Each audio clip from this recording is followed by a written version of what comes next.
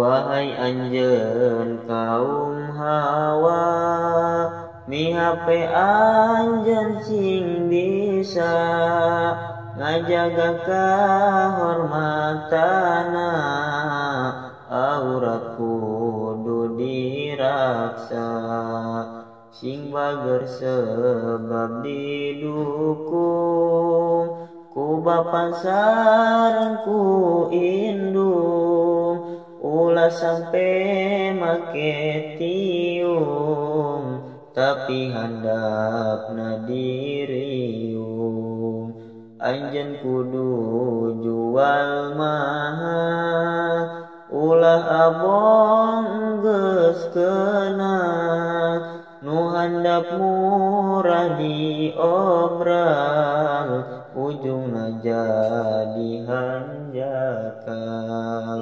Lebah dada buka kancing, calananan samet ping-ping, katenjo jero resleting, zaman ayeuna teu asing. Berdandan ku gaya seksi, majarna teh masa kini, sinah masing-masing diri, sebab ieu hak asasi. Teu sadar di arelingan, teu sarieun ku siksaan, hate kebal teu anggapan, malah mah semakin edan.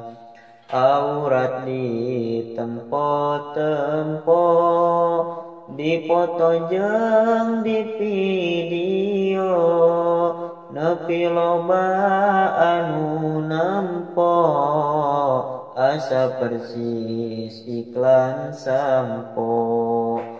Ditingali mata dosa, teu ditempo da kabita, kanjeun ceuk saware jalma, itung-itung cuci mata. Masih mending soal senam, aya anu langkung kejam, tarian celana dalam, matak nari kaum Adam. Di zaman kiwari miris, jalma jore jalma gelis, ngahaja joget erotis, dina TikTok menit tragis. Nu jadi pikiran kuring, nangkos jalma nu sinting, senam teu berang teu penting, bari bangga dagang ping-ping. Ceunah mah keur kasehatan, diviralkeun teu eraan, malah jadi kebanggaan, pan eta kamaksiatan. Nalika dinasehatan, berdalih kapan geus jaman, eta nu ngundang teguran, ti Gusti nu Maha Rahman.